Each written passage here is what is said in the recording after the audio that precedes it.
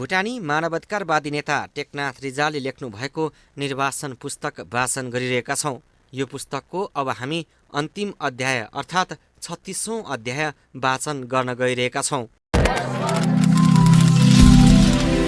भुटानको इतिहासको यथार्थ वर्णन गर्ने कार्य वास्तवमै जटिल छ, तर यस देशको विगत, यहाँको जातीय संरचना, यहाँका शासकहरूको क्रियाकलापबारे मैले जानै बुझेसम्मका कुरा उल्लेख नगर्दा आजको जातीय, मानवीय एवं राजनीतिक गुजुल्टोमा बँधेरिएको भुटानी समस्याको तहसम्म पुग्ने इच्छा भएका व्यक्तिहरू समेतले अल्मलिनु पर्ने परिस्थिति देखा पर्न सक्छ। अत मैले जाने जति कुरा यहाँ उल्लेख गरेर यस विवरणको अन्त्य गर्न चाहन्छु। वास्तवमा भुटान शब्दको उत्पत्ति सम्बन्धमा विविध मतहरू पाइन्छन्। आजको चीनको स्वशासित क्षेत्र तिब्बतलाई परापूर्वकालमा भोट भन्ने चलन थियो।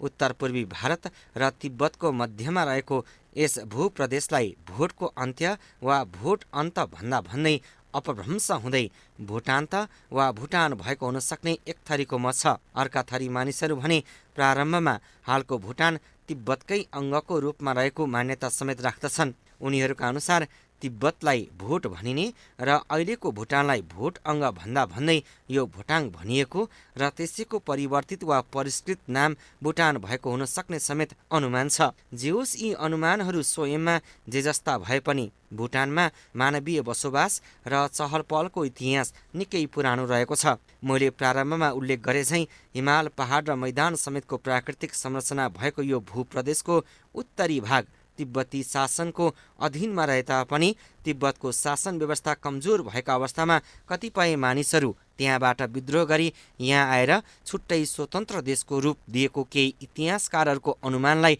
मैले समर्थन गर्नु उचित ठानेको छु। तिब्बतबाट स्वाधीन घोषित भए पनि यस क्षेत्रमा बसोबास गर्ने आदिवासीहरू बीचको आपसी प्रतिस्पर्धा, कलह र हानथापका कारण भुटानको राजनैतिक संरचना सधैँ एकनासको भने रहेन। उत्तरका मानिसहरू प्रभावशाली हुँदा एक थरी जाति र दक्षिणतिरकाहरू प्रभावशाली हुँदा दक्षिणकाहरूले नै यस ठाउँमा आधिपत्य जमाएको मान्न सकिन्छ। यसै क्रममा कुनै बेला कामरूप राज्य अन्तर्गत भुटान प्रशासित थियो भन्ने एकातिर उल्लेख गरिएको पाइन्छ भने भुटानको सीमा वर्तमान भारतको कुचबिहार हुँदै नेपालको मेची नदीसम्म आइपुगेको इतिहासमा वर्णन पाइन्छ। भुटान प्रदेशमा प्रवेश गर्ने तिब्बतीहरू मूलत व्यापारको सिलसिलामा यहाँ आएका हुन् र उनीहरूले प्रारम्भमा यस क्षेत्रको थिम्पू, पारो, हा, पुनाखा र टोङ्सा उपत्यकालाई आफ्नो बसोबासको थलो बनाएका थिए भन्ने अनुमान गर्न सकिन्छ। यी स्थानहरूमध्ये पारो वास्तवमा त्यस बखतको भारत र तिब्बतको माझमा रहेको एउटा सुविधाजनक व्यापारिक केन्द्र थियो। तिब्बतबाट उँधो झर्दा ती मानिसहरू आफूसँग सयकडौँ खच्चड लिएर आएका थिए र यिनै खच्चडका माध्यमले उनीहरू व्यापार गर्थे। हालको भारतको कुचबिहार क्षेत्रसम्म व्यापारको क्रममा आउने गरेका यी पारोवासीहरू व्यापारी मात्र थिएनन्, एक प्रकारका लडाकुहरू समेत थिए। उत्तरका यी व्यापारीहरू खेतीपाती गर्न जान्दैनथे, तर कुचबिहारको मैदानमा रहेका मधेसवासीहरू खेतीपाती गर्थे र शान्त प्रकृतिका सोझा जाति थिए। भनिन्छ यी सोझा मधेसवासीलाई कैयौँ पटक पारोतिरबाट आएकाहरू लुटपाट गरेर तिनका अनाज आफ्ना खच्चडमा लादेर आफ्नो वासस्थानतिर लिएर भाग्थे। कतिपय कुचबिहारतिरका मानिसहरू व्यापारको सिलसिलामा पारो गएका बखत समेत यिनीहरूद्वारा लुटपाटमा पर्थे। कतिसम्म गरिन्थ्यो भने कुचबिहारका व्यापारीहरूलाई लुटेर उनीहरूलाई उत्तरतिर नै बन्दी बनाएर राखेका कारण कुचबिहार र भुटानको राज्य स्तरमै झगडा समेत हुन्थ्यो। पछि भारतमा त्यस बखत रहेका अङ्ग्रेज शासकहरूको मध्यस्थतामा यो झगडाको अन्त्य गरिएको इतिहास पाइन्छ। वाङदे फोन्ड्राङको गार्सेलु गाउँमा बसोबास गर्ने कतिपय त्यहाँका जनजातिहरू यिनै कुचबिहारवासी हुन् जो लडाइँका बेला बन्दी बनाइए र कालान्तरमा त्यही बसोबास गर्न थाले। अब यस देशमा लोत्साम्पा भनिने दक्षिण भुटानीहरूले कहिले कुन प्रयोजनले प्रवेश पाए र उनीहरूको बसोबासको हैसियत के थियो भन्ने प्रश्नतिर विचार गर्न समेत आवश्यक छ। कुचबिहारवासी र माथि पारो र आसपासका क्षेत्रका मानिसहरू बीचको द्वन्द्व भएकै समयमा चिराङ एवं सिप्सुतिर लोत्साम्पाहरूको बसोबास रहेको प्रमाण पाइन्छ।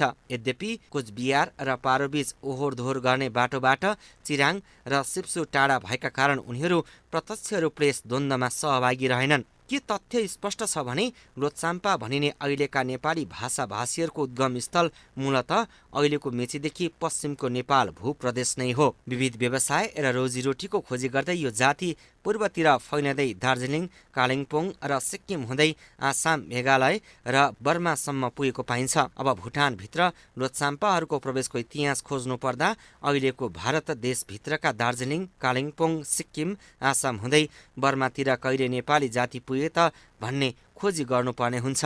वास्तवमा नेपाल, भारत, सिक्किम र भुटान सीमा जोडिएका छिमेकीहरू भएका कारण भारतीय भूभागमा जहिलेदेखि नेपाली जातिको बसोबास थियो त्यही समयदेखि भुटान भूप्रदेशमा नेपाली जातिहरू खेतीपाती, पशुपालन लगायतका व्यवसायमा संलग्न भएर बसोबास गरेको ठोकुवा गर्न सकिन्छ। सारछोक्पा समुदायको आकार, प्रकार, बोली व्यवहार आसाम, अरुणाञ्चल, मेघालय र बर्मातिरको मानिसहरूसँग मिल्दोजुल्दो भएको आधारमा उनीहरू त्यसैबाट आएका होलान् भन्ने अनुमान छ। तर उनीहरू कुन शताब्दीमा आएर बसोबास गर्न थाले यसको उल्लेख छैन। तर यो जाति पनि हाम्रो देशमा पुरानो समयदेखि बसोबास गर्दै आएको जाति हो भन्ने प्रश्न छ। यस अर्थमा यहाँ गालोङ, सारछोक्पा र लोछाम्पाहरूको बसोबासको इतिहास खोतल्ने हो भने समान समयमा यी जातिहरू यहाँ आएर बस्न थालेका हुन् भन्ने टिटान गर्न सकिन्छ।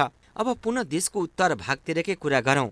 पारोलाई भारत, तिब्बत र भुटानको व्यापारिक आवत जावतको केन्द्रका रूपमा रहेको पहिले नै उल्लेख गरिसकिएको छ।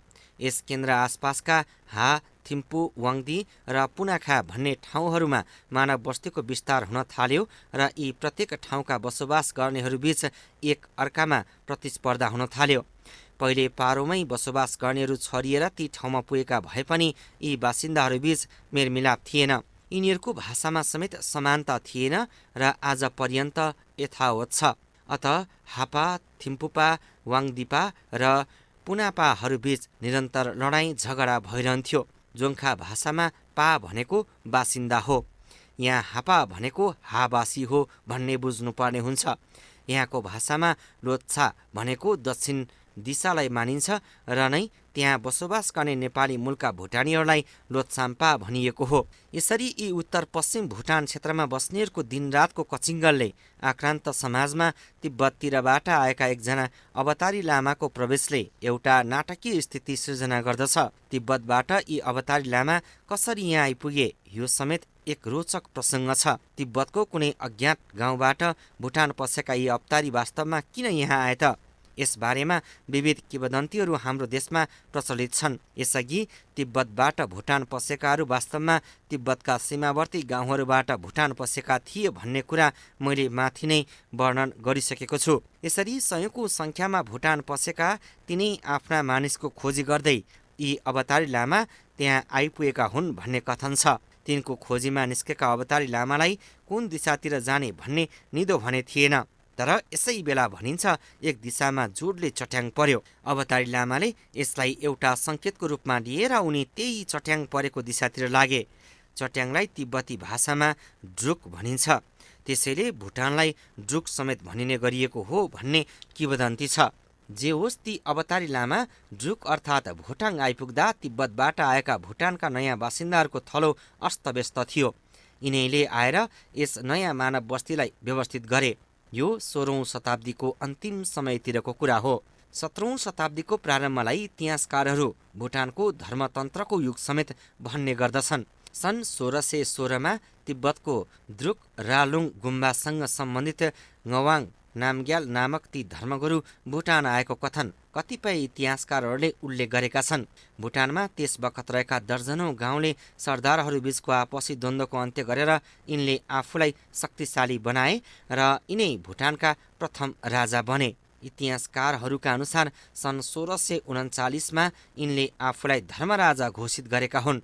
हाम्रो देशमा तिब्बतबाट आएर भुटानमा रीति स्थिति बसाल्ने अवतारी लामा भनिएका व्यक्ति अरू कोही नभएर यिनै ngवाङ नामग्याल थिए। धर्मराजाको शासकीय संरचनालाई दुई भागमा विभाजन गर्न सकिन्छ। एउटा प्रशासनिक संरचना र अर्को चाहिँ धार्मिक संरचना। प्रशासनिक संरचना अन्तर्गत हरेक महकुमाका प्रमुखका रूपमा पेन्लोपको नियुक्ति गरी ती पेन्लोपहरूमध्येका प्रमुखलाई देवराजा भनियो भने प्रत्येक पेन्लोप नियुक्त भएका ठाउँमा उनले एकजना लाम नितेनको समेत नियुक्ति गरे। ती लाम नितेनहरू वास्तवमा धर्मराजाका धार्मिक प्रतिनिधिहरू थिए। ती धार्मिक प्रतिनिधिहरू सामूहिक रूपमा धर्मराजाप्रति उत्तरदायी हुन्थे। यसरी लाम नितेनहरू मार्फत धार्मिक र पेन्लोपहरू मार्फत प्रशासनिक शासन गर्ने धर्मराजा दुवै प्रकारको संरचनाका प्रमुख थिए।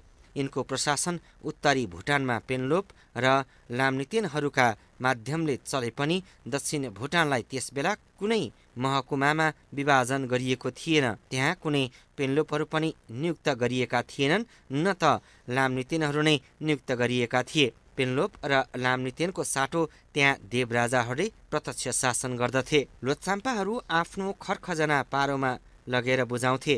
पारो नै त्यसबेला एक किसिम भुटानको राजधानी थियो। तर भुटान प्रशासन मौसम अनुसार ठाउँ ठाउँमा सार्ने गरिन्थ्यो। गर्मी महिनामा पारोबाट सम्पूर्ण प्रशासन हेरिन्थ्यो भने जाडो महिनामा पुनाखाबाट प्रशासन चलाइन्थ्यो। 19औं शताब्दीको मध्यतिर कालिम्पोङमा एकजना भुटानी प्रतिनिधि नियुक्त गरियो र उनीलाई दक्षिण भुटानको सम्पूर्ण प्रशासन चलाउने हक दिएर त्यहाँ थप नेपाली बस्ती समेत बसाउने एजेन्टको रूपमा खटाइएको इतिहास पाइन्छ। धर्मराजा गावाङ नामग्यालको शासनकाल धार्मिक सहिष्णुताको अद्वितीय नमुनाको समय थियो। बौद्ध र हिन्दू धर्मबीच अत्यन्त सौहार्दपूर्ण सम्बन्ध थियो। त्यसैले पनि हिन्दू पुरोहितहरू भुटान देशी धर्म राज्य भनी आफ्ना धार्मिक अनुष्ठानहरू सुरु गर्थे, जो आज पर्यन्त धार्मिक सङ्कल्पमा उनको नाम जोड्ने प्रथा कायमै छ। अब यहाँनिर आएर एउटा प्रसङ्ग प्रष्ट पार्न आवश्यक देखिन्छ। भुटानको स्थानीय भाषामा धर्मराजा भन्ने शब्द पाइँदैन। धर्म र राजा यी दुवै संस्कृतबाट निर्मित नेपाली भाषाका शब्दहरू हुन्। तर हाम्रो देशमा पहिलोपटक राजकीय रीतिथिति बसाल्ने ती अवतारी लामालाई धर्मराजा र उनी अन्तर्गतका प्रमुख व्यक्तिलाई देवराजा भन्ने चलन त्यति बेला पनि भएको कारण भुटानमा नेपाली जातिको बसोबास त्यसै समयदेखि रहेको स्पष्ट हुन्छ। धर्मराजा मूल रूपमा एक धार्मिक गुरु थिए। उनी त्यस बेलाको प्रारम्भिक चरणको भुटानी समाजलाई धार्मिक आस्थाका आधारमा एकताबद्ध गर्न चाहन्थे। समाजको भाँडिएको स्वरूप र यहाँका बासिन्दाहरूको उद्दण्ड स्वभावमा परिवर्तन ल्याउन उनी सबै मानिसहरू धर्म कर्म गर्नेतिर रुचि राखुन् भन्ने चाहन्थे। यसका लागि हा, पारो, थिम्पू एवं पुनाखालाई बेग्ला बेग्लै महकुमामा विभाजन गरी त्यस महकुमाका प्रमुखलाई पेन्लोप बनाए पनि त्यहाँका बासिन्दाहरू अपठित भएका कारण धर्मराजाले सोचेअनुसारको आचरणमा उनीहरू ढलिसकेका थिएनन्। त्यसैले पनि धार्मिक रूपले दीक्षित गर्न सके आफू अन्तर्गतका यी बस्तीवालाहरूमा सुधार आउने उनको विश्वास थियो। यसका लागि धर्मराजाले बौद्ध गुम्बाहरू निर्माण गर्ने सोच बनाए। तर यसरी गुम्बा निर्माण गर्ने कुशल शिल्पीहरू देशभित्र थिएनन्। धर्मराजाले यसरी बौद्ध गुम्बा बनाउने प्रयोजनका लागि नेपालबाट कुशल शिल्पीहरू झिकाए। सिकर्मी र डकर्मीहरूका रूपमा नेपालका तत्कालीन कुनै मल्ल राजाका पालामा नेपालबाट 60 घर नेपालीहरू भुटान पुर्याइए। यसका अतिरिक्त गोर्खाका राजा राम शाहका पालामा समेत यस्ता मानिसहरू भुटान लगिएको इतिहास पाइन्छ। नेपालबाट लगिएका यी कालीगढहरूले थिम्पू, हा, पुनाखातिर कलात्मक गुम्बा र दरबारहरूको निर्माण गरिदिए। उत्तर पश्चिम भुटानका थिम्पूजोङ, हाजोङ, पुनाखाजोङ नामले प्रसिद्ध दरबारहरू तिनै धर्मराजाका समयमा नेपालबाट ल्याइएका कालीगढद्वारा निर्माण गरिएका हुन्। यो शताब्दीौँ अगाडिको कुरा हो भन्ने यहाँ स्पष्ट छ। सञ्चार र यातायातको अहिले जस्तो सुविधा नभएको त्यस समयमा हजारौँ किलोमिटरको महिनाको यात्रा तय गरेर भुटान आइपुगेका ती नेपालीहरू धर्मराजाको न्यायपूर्ण स्नेह शासनका कारण नै आफ्नो सिप र कला कौशल प्रदर्शन गर्दा गर्दै त्यहीँका स्थानीय बासिन्दा भएर बस्न थाले। यसरी भुटानका उत्तरी भेगहरू समेतमा नेपाली भाषा भाषीको उल्लेख्य उपस्थिति भेटिनु यी भेगहरू समेतमा नेपाली भाषा राम्ररी बोल्न र लेख्न सक्नाको कारणका पछाडि उल्लेखित तथ्यहरू कारक छन् भन्न सकिन्छ। वास्तवमा धर्मराजा र देवराजा शब्दले यहाँका प्रथम शासकलाई चिनाइनाको कारण पनि यही हो। धर्मराजा गावाङ नामग्यालले एक एकीकृत, सुदृढ र शक्ति सम्पन्न भुटानको जग हाले। थिम्पू, पुनाखा, वाङदी, फोदाङ, टोङसा, पारो आदि महकुमा निर्माण गरेर त्यहाँ जोङहरू बनाए र त्यही मार्फत प्रशासन चलाए। धर्मराजाको यो प्रशासनिक संरचना सन् 1907 सम्म कायम रह्यो। धर्मराजाले कायम गरेको शासन व्यवस्थाका प्रारम्भिक दिनहरू उत्साहपूर्ण भए पनि धर्मराजा मूलतः धार्मिक गुरु थिए। उनले नियुक्त गरेका पेन्लोपहरूबीच को देवराजा हुने भन्ने प्रतिस्पर्धाले कालान्तरमा शक्ति सङ्घर्षको रूप लिन थाल्यो। धर्मराजा देशको सर्वोच्च व्यक्ति भए पनि शासकीय अधिकार देवराजाका हातमा हुने भएकाले देवराजाको पद आकर्षक थियो। त्यसबेला भुटानका टोङ्सा, पारो, हा, पुनाखा आदि महकुमाका बीच को देवराजा हुने भन्ने तीव्र प्रतिस्पर्धा चल्दथ्यो। यो प्रतिस्पर्धा केही अस्वस्थ प्रकारको हुन थालेपछि भुटानको शासकीय व्यवस्था पुनः अस्थिर हुन थाल्यो। त्यसबेला टोङ्साका पेन्लोप उगेन वाङचुक चतुर, शक्तिशाली र दूरदर्शी साबित भए।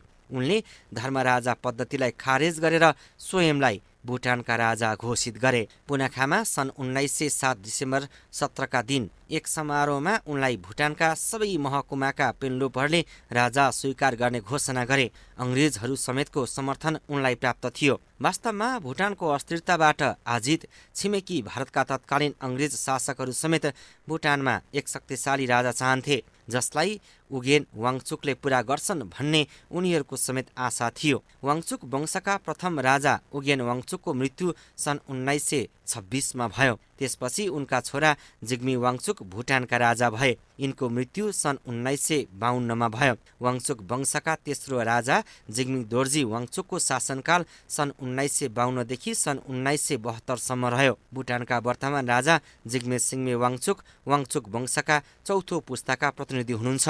सन् 1907 को राजनीतिक परिवर्तनले आधुनिक भुटानको इतिहासमा एउटा महत्त्वपूर्ण अध्यायको आरम्भ गरेको तथ्यबारे शङ्का छैन।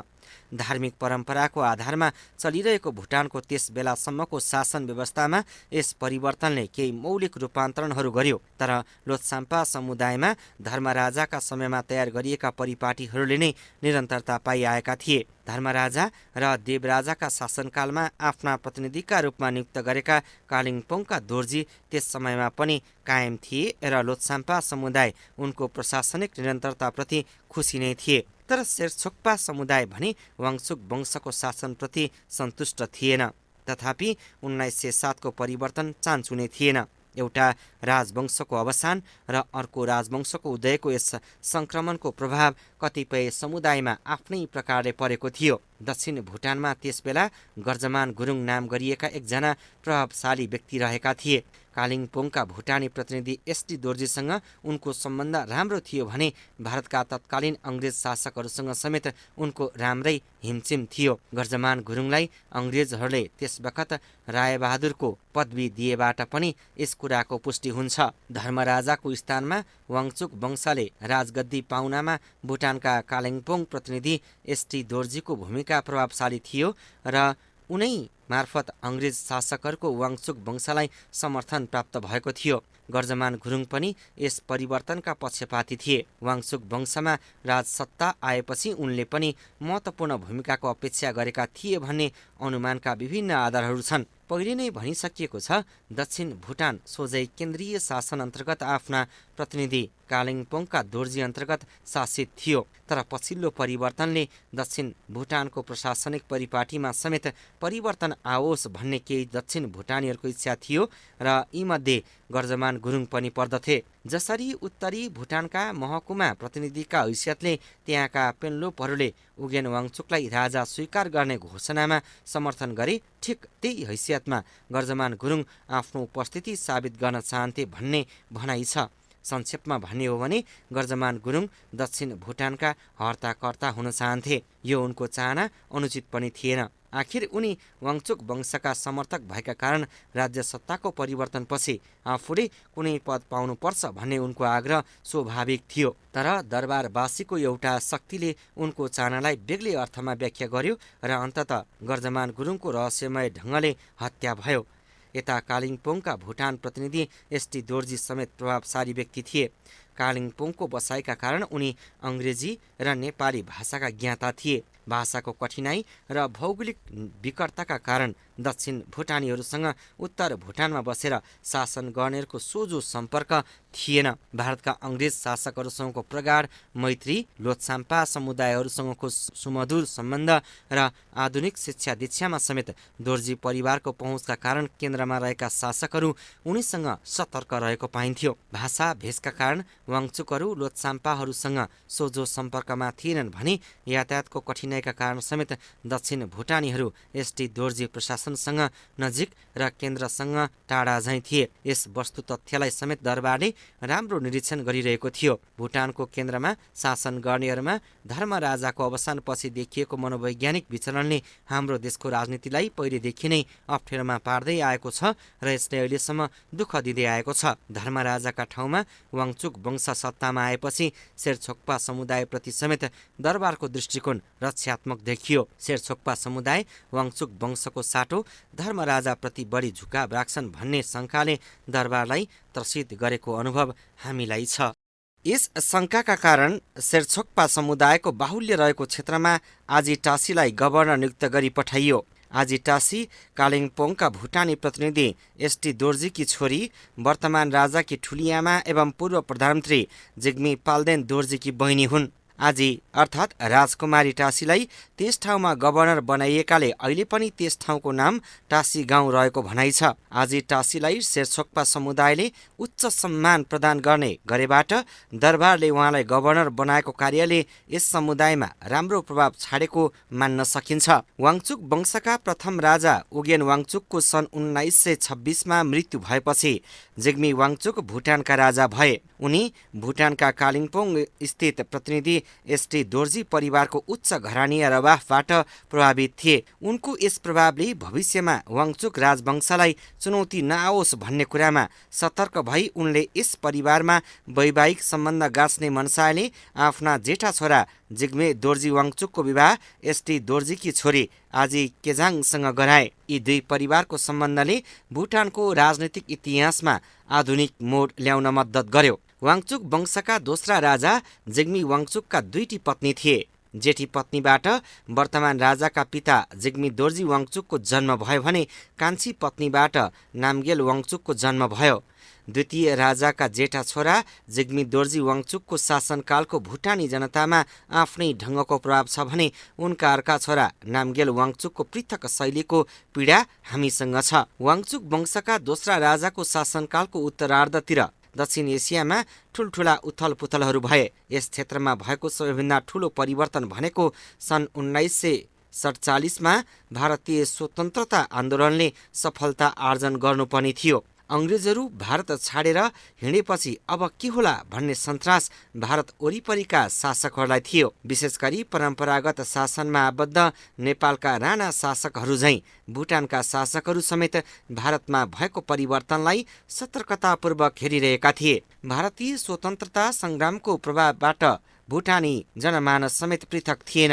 विशेष गरी लोछाम्पा समुदायबाट डिबी गुरुङहरू जस्ता नेताले भारतीय स्वतन्त्रता सेनानीसँग मिलेर काम गरेका थिए र यसको असर विशेष गरी दक्षिण भुटानमा परेको पाइन्थ्यो। उता भुटानी शासकहरू भने नेपालका राणा शासकहरू झैँ अङ्ग्रेजी शासनका समर्थक थिए। यस परिवर्तनको असर भुटानमा कस्तो पर्ला र यसलाई कसरी सन्तुलित गर्ने भन्ने बारे तत्कालीन राजा जिग्मे वाङचुक चिन्तित थिए। भारतीय स्वतन्त्रता आन्दोलनको प्रभाव दक्षिण एसियाका प्रत्येक मुलुकमा स्वाभाविक रूपले पर्यो। यस प्रभावबाट भुटान पृथक थिएन। भुटानभित्रका युवाहरू पनि निरङ्कुश सत्ताका विरुद्ध आन्दोलन गर्न जुर्मुराए। ती युवाहरूको नेतृत्व लोछाम्पा समुदायका महासुर छेत्रीले लिए। उनले जय गोर्खा नामक आन्दोलनको अगुवाई गरे, जुन आन्दोलनमा हजारौं दक्षिण भुटानी युवाहरू सहभागी थिए। सन् 1948तिर भएको यस आन्दोलनमा भुटानको दागापेलामा सर्वप्रथम सत्याग्रह आन्दोलन भएको थियो। तर यस आन्दोलनलाई भुटान सरकारले क्रूरतापूर्वक दबायो। आन्दोलनका सहभागी मध्ये धेरै मारिए, कति बेपत्ता पारिए र बन्दी बनाइए। त्यसको लेखाजोखा छैन। त्यो क्रूरता कति अमानवीय, निन्दनीय र भयावह थियो सम्झँदा पनि आजको सभ्य समाजलाई लाजमर्दो हुन्छ। त्यति मात्र होइन, मानव समाजमा कतिपय यस्ता घटनाहरू पनि हुँदा रहेछन् जुन घटनाले मानिस बीचका सम्बन्धहरूप्रति घृणा उत्पन्न गर्दो रहेछ। चिराङ निवासी महासुर छेत्री उक्त आन्दोलनलाई अघि बढाउने क्रममा लामीडाँडा, जो मेरो गाउँ हो, त्यसभन्दा उत्तरपट्टि हर्राबोटे भन्ने गाउँमा आइपुगेका रहेछन्। त्यहाँ आइपुग्दा उनलाई के सूचना प्राप्त भयो भने उनलाई पक्राउ गर्न सरकारी प्रहरी आउनेवाला छन्। यो सूचना पाएपछि उनी कुनै सुरक्षित ठाउँको खोजीमा एकजना आफ्ना भिनाजु साइनोका मानिस कहाँ पुगे। उनले भने, मलाई आज राति आश्रय दिनुहोस्। भोलितिर म यहाँबाट हिँड्छु ताकि सरकारी प्रहरीले पक्राउ गर्न नसकुन्। भिनाजु चाहिँले छेत्रीलाई खानपिन गर्न दिए र धान राख्ने ढुकुटीमा सुत्न दिएर बाहिरबाट आगो लगाइदिए। समाज परिवर्तनको विद्रोहको आगो छातीभरि बोकेर हिँडेका छेत्रीले धेरै बेरसम्म भविष्यको अनेकौं योजना बनाए होलान्। निकै बेरसम्म ननिदाएर बिहानी पख मस्त निन्द्रामा परेका छेत्री त्यसबेला मात्र झल्यास बिउजिए जसै उनलाई सरकारी पुलिसले चारैतिरबाट घेरिसकेका थिए। उनी जसका घरमा आश्रय लिन पुगेका थिए त्यही आश्रयदाता भिनाजु उनलाई सुत्न दिएर राति नै प्रहरीलाई खबर गर्न गएको छेत्रीलाई थाहै भएन। जुन बेला थाहा भयो त्यसबेला धेरै अबेर भइसकेको थियो। महासुर छेत्री सरकारी पुलिसको चङ्गुलमा परिसकेका थिए। उनी पुलिसले भनेको बाटो अघि बढे। लछार पछार पार्दै कुटपिट गर्दै एकोलो प्रहरीले छेत्रीलाई लामीडाँडा गाउँ छेउको सुनकोस नदी किनारमा पुर्याए भने अर्का थरी मानिसहरू उनकी पत्नीलाई लिन अर्को गाउँतिर लागे। केही घण्टापछि महासुर छेत्रीकी पत्नीलाई लिएर उनीहरू सुनकोस किनारमै आइपुगे। गाउँका भद्र भलाद्मीहरूलाई बोलाइयो र त्यहाँ जुन आतंकपूर्ण नाटक मञ्चन गरियो त्यो इतिहासका क्रूरताहरूमध्ये कुन कोटीमा पर्छ म भन्न सक्दिनँ। महासुर छेत्रीकी पत्नी र सयौं गाउँलेहरूको उपस्थितिमा एउटा गोरु काटियो। त्यस गोरुको छाला काटियो र रगतसहितको त्यस छालाको एउटा ठुलो धोक्रो बनाइयो। त्यसपछि महासुर छेत्रीलाई धोक्रोमा हालेर त्यसको मुख सिलाइयो।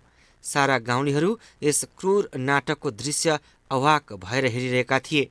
छेत्रीकी पत्नीको कोलाहल र धोक्रोभित्र छटपटाइरहेका छेत्री स्वयंको छटपटाई बाहेक त्यहाँ सम्पूर्ण वातावरण स्तब्ध थियो। सरकारी पुलिसले छेत्रीलाई हालेको धोक्रोमा एउटा ठुलो ढुङ्गो समेत बाँधे र सुनकोस नदीको भेलमा त्यस धोक्रोलाई जोडले फ्याँके। छेत्रीकी पत्नी यो दृश्य देख्न नसकेर बेहोस भइन्। गाउँलेहरू सातो हराझैँ टोलाइ बसे र तानाशाही शासनका मतियारहरू मानव इतिहासमा एउटा कालो पंक्ति कोरेर आफ्ना गन्तव्यतिर लागे। यसरी भुटानी जनआन्दोलनका एकजना अगुवा शहीद बनाइए। महासुर छेत्रीका सन्तान अहिले पनि जीवितै छन्। उनलाई शरण दिएर मरणमा पार्ने उनको भिनाजु कहाँ छ मलाई सम्झना छैन। समाज, राष्ट्र र मानव जाति विरोधी यस्ता गद्दारहरूलाई सम्झेर पनि कहाँ साध्य हुँदो रहेछ र।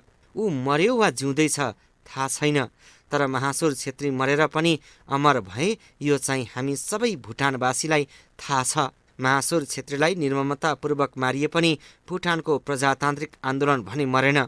महासुर छेत्रीसँगै विद्रोहमा सहभागी हुने लामीडाँडाका पशुपति अधिकारीको भूमिगत अवस्थामै पाटगाउँ आसाममा देहान्त भयो भने देवीदत्त लामिटारे चाहिँ भुटानी प्रजातान्त्रिक आन्दोलनको साक्षीका रूपमा अहिले पनि भारतको हरिद्वारमा निर्वासित जीवन व्यतीत गरिरहनु भएको छ। उता डीबी गुरुङहरूले सन् 1952मा भुटान स्टेट काङ्ग्रेसको स्थापना गरी भुटानभित्र राजनैतिक सुधारका प्रयत्न अघि बढाए।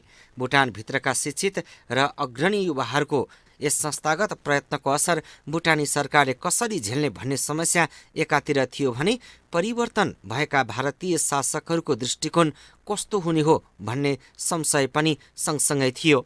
सन् 1952मा वाङचुक वंशका द्वितीय राजा जिग्मी वाङचुकको अवसानपछि तेस्रो राजाका रूपमा जिग्मी दोर्जी वाङचुकको शासनकाल सुरु भयो।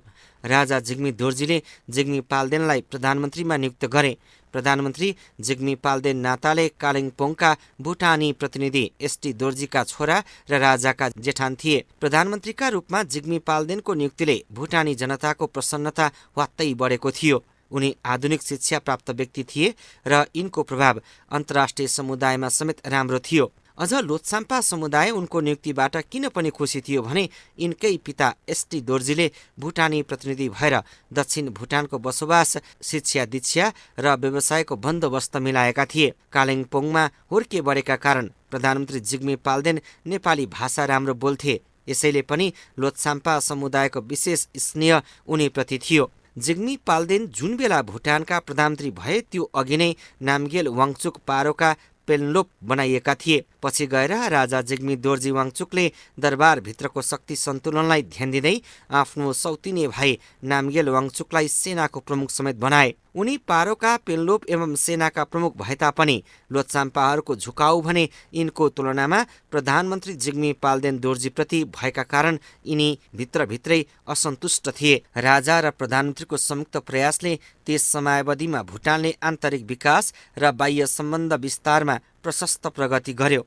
लोछाम्पा समुदायका लागि राजा जिग्मी दोर्जी वाङचुकको शासनकाल अत्यन्त सुखद थियो भन्ने विवरण मैले पहिले नै प्रस्तुत गरिसकेको छु। वाङचुक वंशका राजाहरूमध्ये पहिला र दोस्रा राजाले दक्षिण भुटानको कुनै गाउँ वा जिल्लाको भ्रमण गरेको पाइँदैन, तर जिग्मी दोर्जी वाङचुकको पालामा पहिलो पटक राजाद्वारा दक्षिण भुटानको भ्रमण भयो। यसबाट राजा र प्रजाबीचको प्रत्यक्ष सम्बन्ध स्थापित हुन पुग्यो। लोछाम्पा समुदाय राजाको यस भ्रमणबाट अत्यन्त खुसी थिए। यसै क्रममा सन् 1949मा भुटान र भारतबीच एक शान्ति एवं मैत्री सन्धिमा हस्ताक्षर भयो। यस सन्धिमा भुटानको परराष्ट्र नीति भारत अन्तर्गत रहने भन्ने विशेष रूपले उल्लेख थियो। तर यो सन्धि भुटान र भारतबीच कुनै नौलो विषय थिएन। भुटानमा वाङचुक वंशले राज्य सत्ता सम्हालेको तेस्रो वर्ष अर्थात् सन् 1910मा समेत अङ्ग्रेज शासकहरूबीच एउटा यस्तै सम्झौता सम्पन्न भइसकेको थियो, जसलाई पुनाखा सन्धि भन्ने गरिन्छ। सन् 1949को सन्धि वास्तवमा यसैको निरन्तरता थियो। यो सन्धि सम्पन्न भएको 3 वर्षपछि सन् 1952मा जिग्मी वाङचुकको देहावसानपछि वाङचुक वंशका तृतीय राजा जिग्मी दोर्जी वाङचुकको काँधमा शासनभार आउँदा नेपालमा समेत ठूलो परिवर्तन आइसकेको थियो। सन् 1951को जनक्रान्तिले 104 वर्षसम्म शासन गर्ने नेपालका राणाहरूको वंशानुगत शासन समाप्त भएको थियो भने राणाहरूको ठाउँमा बीपी कोइरालाहरू प्रभावशाली भएर प्रकट भएका थिए। नेपाली काङ्ग्रेसका नेता बीपी कोइराला र त्यस पार्टीका अन्य नेताहरूसँग भुटान स्टेट काङ्ग्रेसको मैत्री सम्बन्ध समेतको सूक्ष्म निरीक्षण गरेका राजा जिग्मी दोर्जी वाङचुकले एकजना शिक्षित र लोकप्रिय व्यक्तिलाई प्रधानमन्त्री बनाउनु र उनी मार्फत लोछाम्पा समुदायसँगको सम्बन्ध सुमधुर बनाउन प्रयत्न गर्नुमा परिवर्तित समयको प्रभाव समेत थियो। यसैबीच भारतका प्रथम प्रधानमन्त्री पण्डित जवाहरलाल नेहरूले भुटानको राजकीय भ्रमण गरे। सन् 1958मा भएको यस भ्रमणको मुख्य विषय दुवै देशबीचको मैत्री सम्बन्धलाई प्रगाढ बनाउनु त छँदै थियो, भुटानलाई समयानुकूल शासनमा ढाल्नुपर्छ भन्ने समेत थियो। पण्डित नेहरूले भुटान स्टेट काङ्ग्रेससँगको दरबारको सम्बन्ध सुधार्ने सल्लाह दिनका साथै भुटानमा योजनाबद्ध विकासको थालनी गर्ने सुझाव दिए। उनकै सुझाव अनुसार यस अघि नै भुटानमा नेसनल एसेम्ब्लीको गठन भइसकेको थियो। राजा जिग्मे दोर्जीबाट शासकीय संरचनामा क्रमिक रूपले सुधार गर्ने वचन पाएर पण्डित नेहरू भारत फर्किए। डीबी गुरुङ मूलतः प्रजातान्त्रिक व्यवस्थाका पक्षपाती थिए। देशभित्र एउटा पद्धतिको स्थापना नभई उनी कुनै सम्झौतामा पुग्न इच्छुक थिएनन्। भारतीय स्वतन्त्रता सङ्ग्रामलाई नजिकबाट अनुभव गरेका गुरुङको परिवेश र सोच धेरै फराकिलो थियो। त्यसैले भारत स्वतन्त्र हुनासाथ भुटानभित्र प्रजातन्त्र स्थापना गर्ने आन्दोलन समेत तीव्र भयो। यता नेपालमा समेत सन् 1951मा राणा शासनको पतन भइसकेको पृष्ठभूमि समेतका कारण भुटानभित्रको प्रजातान्त्रिक आन्दोलनले व्यापकता पायो। भुटान स्टेट काङ्ग्रेसप्रतिको प्रभाव लोछाम्पा समुदायमा गहिरो थियो, तर यो प्रभाव अन्य समुदायप्रति पनि विस्तार हुन थाल्यो। त्यस अवस्थामा देशभित्र 3 प्रकारका शक्तिहरू देखिए। एकथरी भुटान स्टेट काङ्ग्रेससँग आबद्ध पूर्ण प्रजातन्त्रका पक्षपाती, अर्का थरी प्रधानमन्त्री जिग्मी पाल्देन दोर्जीको प्रभावमा रहेका आन्तरिक सुधारका पक्षपाती र तेस्रा थरी नामग्याल वाङचुकको प्रभावमा रहेका परम्परावादी भारदारहरू। यस त्रिपक्षीय द्वन्द्वको प्रतिस्पर्धामा भुटानको राजनीति निकै समयसम्म रुमलियो। राजा जिग्मी दोर्जी वाङचुकलाई कतिपय सामाजिक सुधार गर्न प्रधानमन्त्रीको जोड थियो भने परम्परावादी सोच राख्ने नामग्याल वाङचुक कुनै प्रकारको सुधारका पक्षपाती थिएनन्। तर राजाले निर्वासनमा बसेर राजनीतिक आन्दोलन चर्काइरहेको भुटान स्टेट काङ्ग्रेसलाई समेत मत्थर पार्ने गरी सुधार गर्नुपर्छ भनी प्रधानमन्त्रीले दिएको सुझाउलाई उचित ठानेका थिए। यी सबै सुधारका सोचहरू राजा जिग्मी दोर्जी वाङचुक र प्रधानमन्त्री जिग्मी पाल्देन दोर्जीको सामूहिक सरसल्लाहमा भइरहेको थियो, जुन कुरालाई अनुदारवादी सङ्कीर्ण तत्त्वहरू पचाइरहेका थिएनन्। यसैबीच सन् 1964मा प्रधानमन्त्री जिग्मी पाल्देन दोर्जीको नृशंस हत्या गरियो। यो हत्या कसबाट भयो होला अझै रहस्यको गर्भमा छ, तर जसले गराएको भए पनि यो भुटानी जनता, राजा र देशका शत्रुहरूको काम थियो भन्ने प्रष्ट छ। सन् 1964को यस हत्याकाण्डपछि भुटान दरबारको शक्ति सन्तुलन खलबलिन थाल्यो। जिग्मी पाल्देनको हत्यापछि जिग्मी पाल्देनका भाइ डासो लेन्डुप दोर्जी र उनकी बहिनी आजी टासी देश छाडेर नेपाल गई बस्न थाले। यो एक अन्धकार युगको प्रारम्भ थियो। नेपालमा निर्वासित जीवन बिताइरहेका डासो लिन्डुप दोर्जी र आजी टासीसँग लोछाम्पा समुदायले सम्बन्ध कायम गरेर विद्रोह गर्ने हुन् कि भन्ने त्रासबाट ग्रस्त थियो भुटान सरकार। यो घटनापछि दक्षिण भुटानीहरूले सिमाना काटेर जाँदा केन्द्रीय सरकारको अनुमति लिनुपर्ने व्यवस्थालाई कडा पारियो। लोछाम्पा समुदायका कतिपय मानिसहरूको नातागोता नेपालका मानिसहरूसँग भएको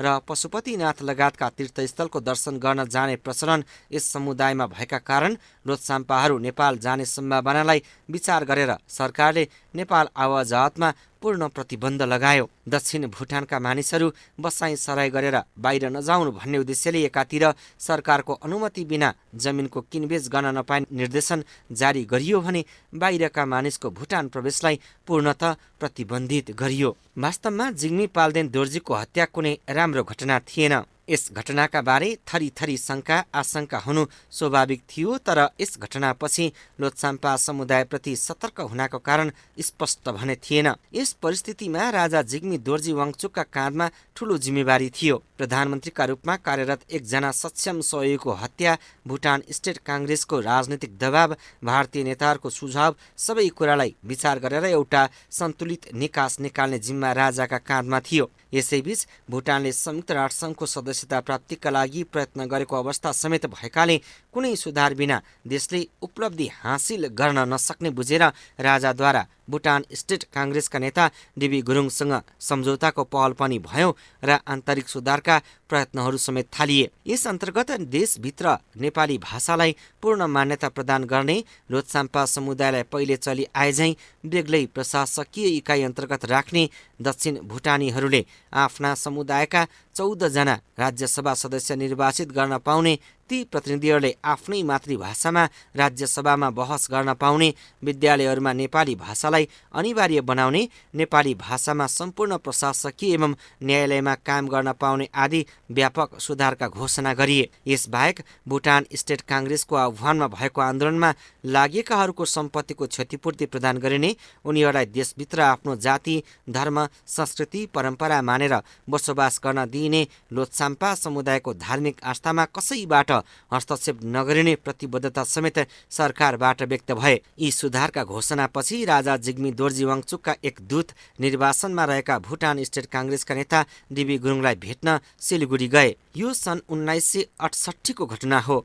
राजाका दूतले डिबी गुरुङ समक्ष देशभित्र भएका सुधार कार्यक्रमको समर्थनमा आफ्नो आन्दोलन फिर्ता लिनुपर्ने र भुटान स्टेट काङ्ग्रेसलाई विघटन गरी देशभित्र आएर शान्तिपूर्ण जीवन बिताउन आग्रह गरी पठाएको पत्र बुझाए। यो सम्झौताको पहल सन् 1958मा भारतका प्रथम प्रधानमन्त्री पण्डित नेहरूको भुटान भ्रमणपछि लगत्तै हुनुपर्नेमा 10 वर्षसम्म के कारणले अवरोध आयो, यसबीच किन जिग्मी पाल्देन दोर्जी जस्ता प्रभावशाली प्रधानमन्त्रीको हत्या भयो, यो बेग्लै प्रसङ्ग हो। जे होस्, राजाको यस आग्रहयुक्त पत्र पाएपछि भुटान स्टेट काङ्ग्रेसमा व्यापक छलफल भयो र अन्ततः जनताका पक्षमा राजाले जाहेर गरेका प्रतिबद्धता पूरा हुने हुन् भने आफ्नो पार्टीलाई विघटन गर्न तयार छौँ भनी सबैले स्वीकार गरेपछि भुटान स्टेट काङ्ग्रेस विघटन गरेको इतिहास पाइन्छ। उता सन् 1964मा हत्या गरिएका प्रधानमन्त्रीका भाइ डासो लिन्डुप दोर्जी र बहिनी आजी टासी झन्नै 10 वर्षसम्म नेपालमा निर्वासनमा बसे। उनीहरूसँग साथ भागेर आउनेमा एकजना तत्कालीन रेन्जर नादो रिन्चिन पनि थिए। नादो रिन्चिनलाई आजी टासी र लिन्डुप दोर्जीले निर्वासन कालमा संरक्षण प्रदान गरेका थिए। उनी काठमाडौँमा रहँदा आजी टासी र लिन्डुप दोर्जीका सहयोगीका रूपमा काम गर्थे। यिनले यसै अवधिमा काठमाडौँको कुनै कलेजबाट नेपाली भाषामा MA समेत गरे। उनका बारेमा यति कुरा म किन उल्लेख गरिरहेको छु भने नेपालमा लामो समय निर्वासनमा बिताएका र नेपाली भाषाको राम्रो समझ भएका कारण यिनी नेपाली समाजबारे राम्रो जानकारी राख्छन्। तर नेपाल सम्बन्धी जानकारीको अहिले उनले व्यापक दुरुपयोग गरेका छन्। वास्तवमा भन्ने हो भने लोछाम्पा समुदाय र वर्तमान राजाबीच असमझदारी उत्पन्न गराउनमा यिनले आफ्नो क्षमताको व्यापक दुरुपयोग गरेका छन्। यस प्रसङ्गमा म केही पछि पनि आउनेछु।